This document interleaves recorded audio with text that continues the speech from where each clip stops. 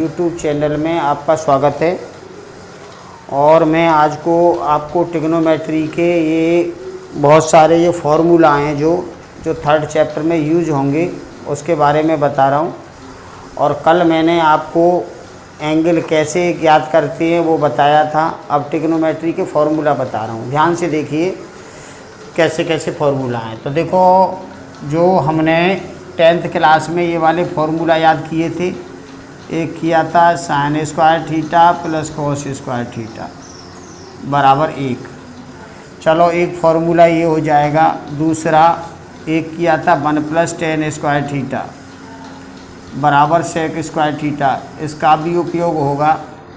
तीसरा वाला था 1 प्लस कॉट स्क्वायर, ये कोसेक स्क्वायर होता है। ये 3 फार्मूला तो 10th वाले थे। अब इसके बाद और आगे देखिए, अब इसका 4th फार्मूला साइन ए प्लस बी वाले देख लो। तो साइन ए प्लस बी होता है, तो ये होता है sign A cos B, sign A cos B plus cos A sine B. एक इसका ये फार्मूला होता है साइन ए माइनस बी, तो ये sign A cos B minus cos A sine B ये होगा। अब कॉस ए प्लस बी का, कॉस ए प्लस बी का होता है कॉस ए कॉस बी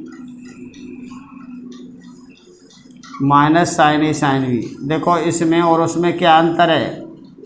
इस फॉर्मूला में तो प्लस में प्लस होता है, माइनस में माइनस होता है, इन दोनों में।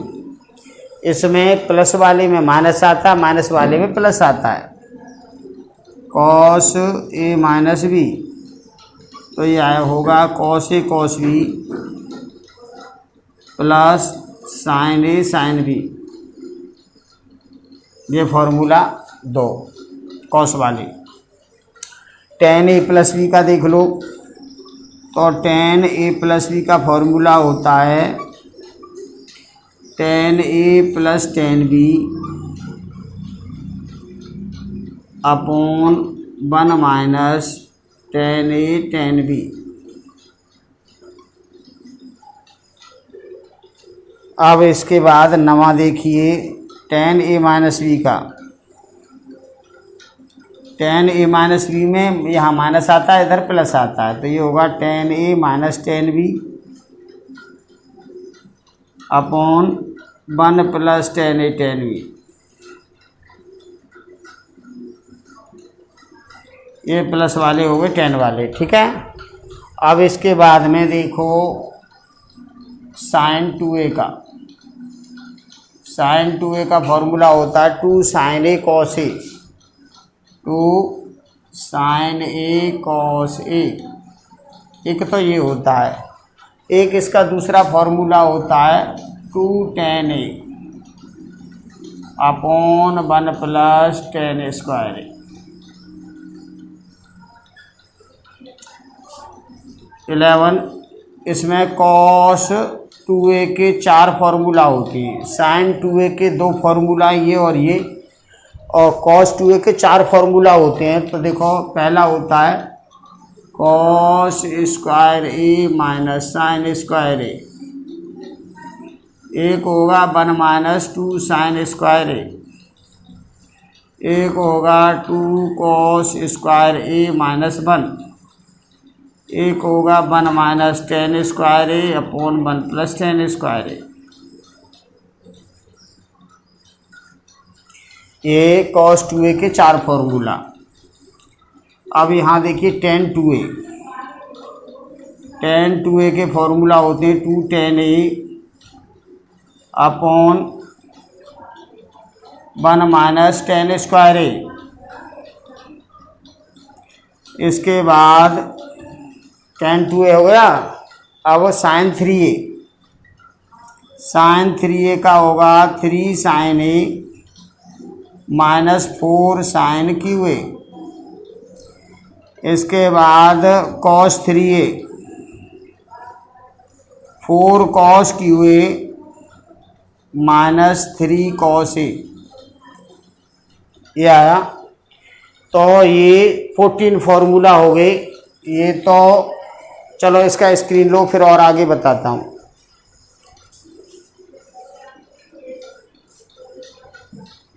इसके बाद आगे यहाँ से देखिए,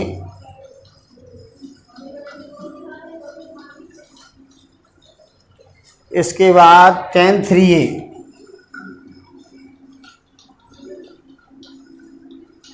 तो tan 3A का होता है 3 tan A minus tan QA upon 1 minus 3 tan square A। ये tan 3A का फॉर्मूला है। इसके बाद आप है ना चले जाओ उसमें आगे वाली लास्ट वाली एक्सरसाइज में, साइन थीटा बराबर साइन एल्फा है जैसे, तो थीटा बराबर होता है n पाई प्लस -1 की पावर n इंटू एल्फा, ये होता है। इसके बाद 17वां कॉस थीटा बराबर कॉस एल्फा है, तो थीटा बराबर आएगा 2n pi plus minus alpha.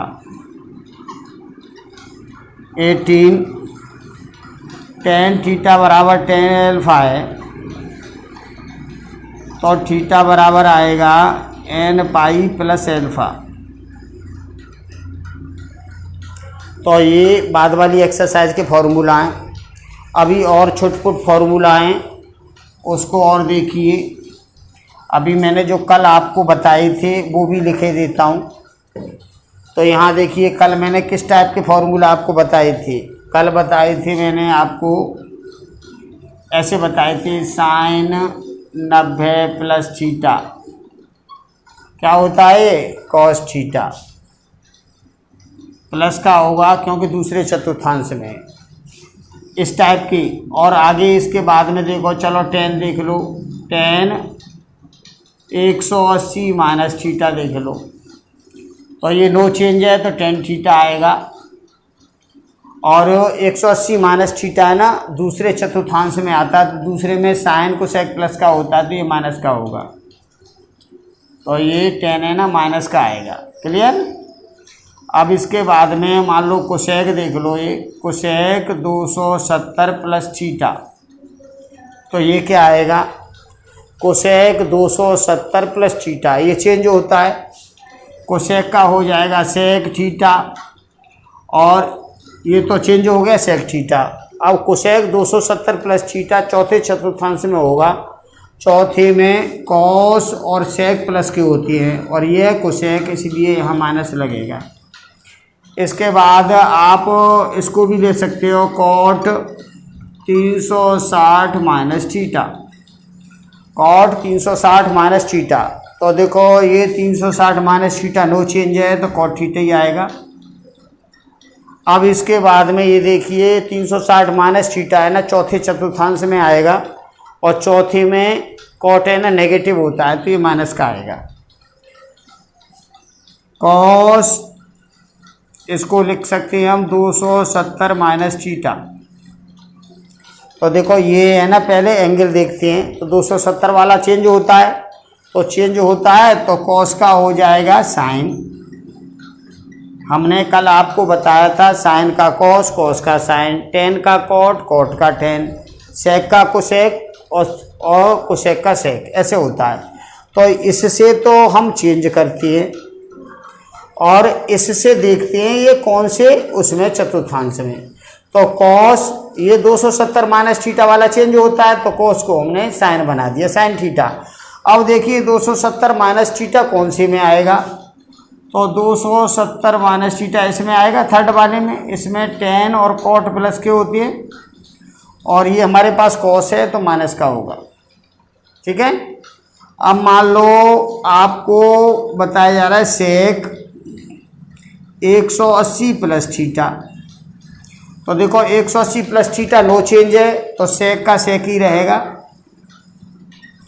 180 plus theta no change, सेक का सेक रहेगा। अब देखो यहाँ पे 180 प्लस थीटा कौन से चतुर्थांश में आएगा, तो इसमें आएगा, इसमें टेन और कॉट प्लस के होती हैं और ये ऐसे है कि इसलिए माइनस का आएगा। तो ये आपको इस टाइप से आनी चाहिए। ये तो मैंने कल आपको बताई थी। अब और देखिए, मान लो ये है साइन माइनस थीटा, तो ये माइनस साइन थीटा होता है, और कॉस माइनस थीटा ये प्लस का कॉस थीटा होता है। क्यों होता है प्लस का? यहाँ से देखिए, ये है ना, मैंने कल आपको बताया था कि ये जो होता है तो इधर साइड में तो चलता है ना एंगल, तो पॉजिटिव साइड होती है और इधर होती है नेगेटिव साइड। तो कॉस माइनस थीटा है, तो यहाँ चौथे चतुर्थांश में कॉस और सेक प्लस के होती हैं, तो कॉस और सेक तो प्लस के आएंगे, बाकी के सब माइनस के आएंगे। तो ये प्लस का होगा एक तो, और टेन तो माइनस का ही होगा,